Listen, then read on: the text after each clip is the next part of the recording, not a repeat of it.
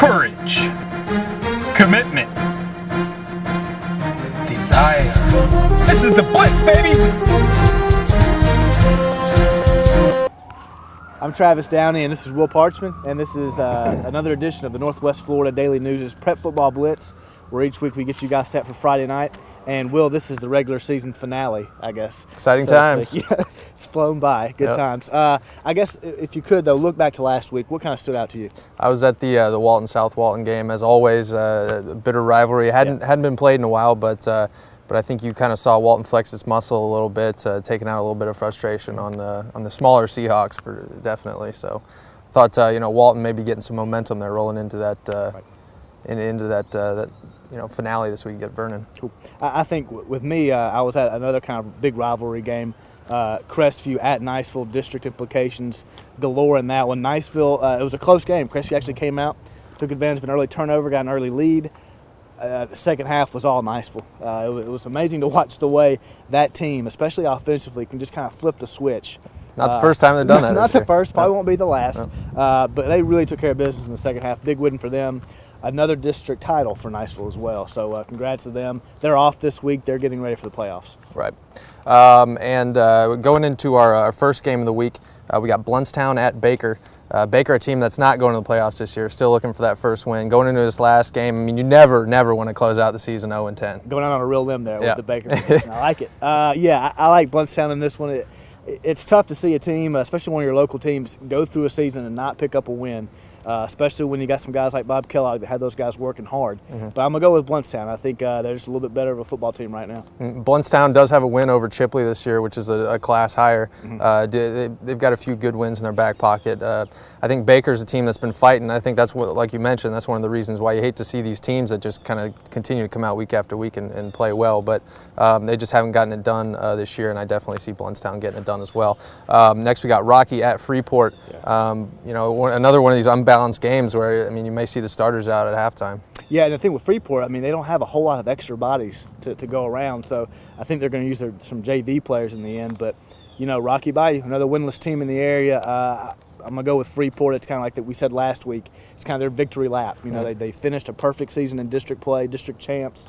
So I like Freeport to win this one. Hopefully get some rest for starters like Cole Weeks, Nathan Hendrickson, and get rested up for the playoffs. Yeah, you got to wonder how Jim Anderson's feeling, maybe shaking his fist a little bit at the schedule makers for putting Milton on there the first game of the season. Could be looking at an undefeated total season in Freeport. But yeah, this one could get pretty ugly. I'd expect to see maybe Cole and Cody Bender and maybe Nathan Hendrickson out of this game by halftime. Yeah, and I think that Milton game maybe helped this team too, though. It was a difficult loss to take, but I mean they had to toughen up in that game. And I think that maybe helped them set a tone. Even though it was a loss, maybe helped them in the long stretch. Certainly. Moving on, we got Walton at Vernon. Walton playing a lower class team in this Vernon team. How do you kind of see this one?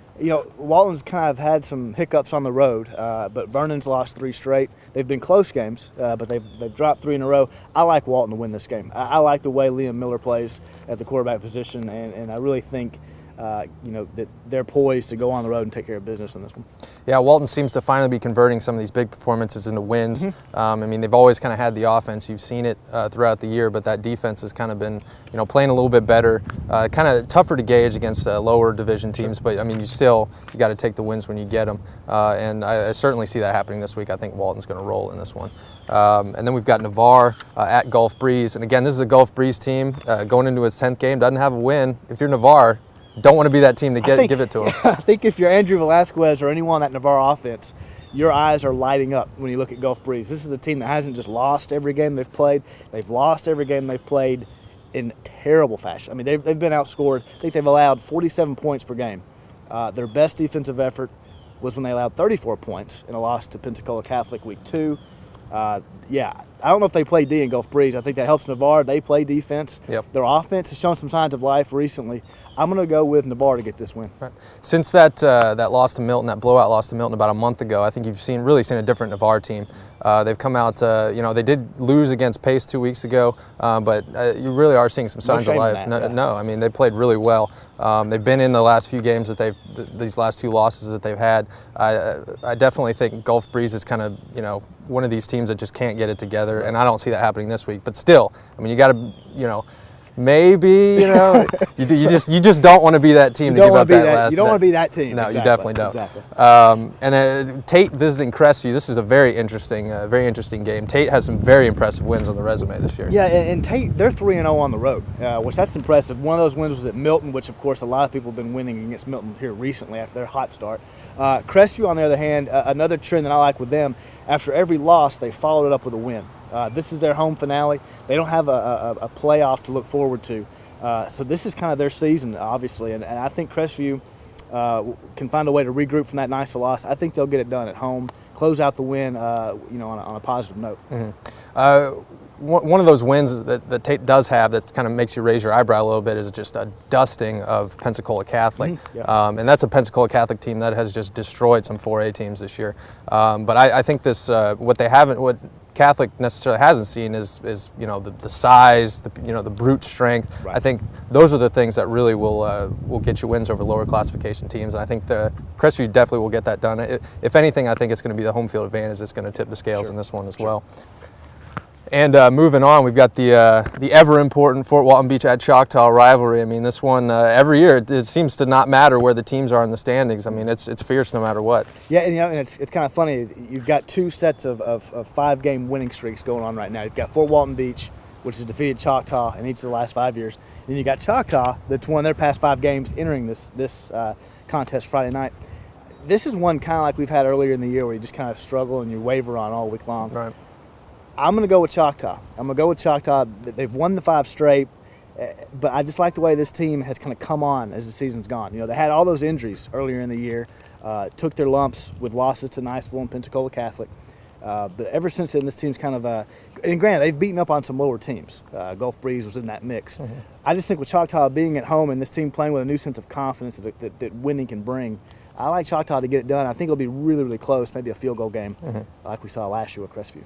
Yeah, I think if you had polled most people about, a month or two ago, probably about 2 months ago, I mean, we would have had a totally different opinion of this game than we do now. But I think that Choctaw's recent run, I just don't think you can ignore that. I mean, they've just been playing, great football in the last month or so, gotten over that horrid start. And, Fort Walton Beach, for their part, went out and had that great win against Mosley. Yeah. And I think that's going to kind of be the game that makes you waver on this one if you're picking Choctaw. My question in picking Choctaw, and my biggest question in this game is can Choctaw's defense step up against a Fort Walton Beach offense that really kind of found some swagger last week on the road, had 2 rushers, T.C. Carter, J.T. White, each go over 100 yards rushing.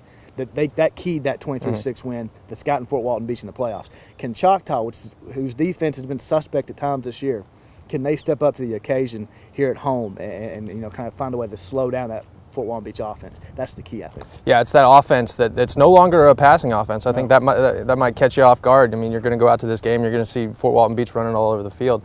I think Choctaw's going to be able to do enough defensively. I don't know that they're going to be able to totally shut it down because I think Fort Walton Beach has a size advantage, but I do think Choctaw's going to do enough. I think the offense is going to kind of find a rhythm, and I actually do like Choctaw as well to break that streak. We're both going for it. I think neither team in the history of this rivalry has won more than 5 straight at one time. So Fort Walton Beach, if they win, it'd be 6 straight. It'd be history for this rivalry.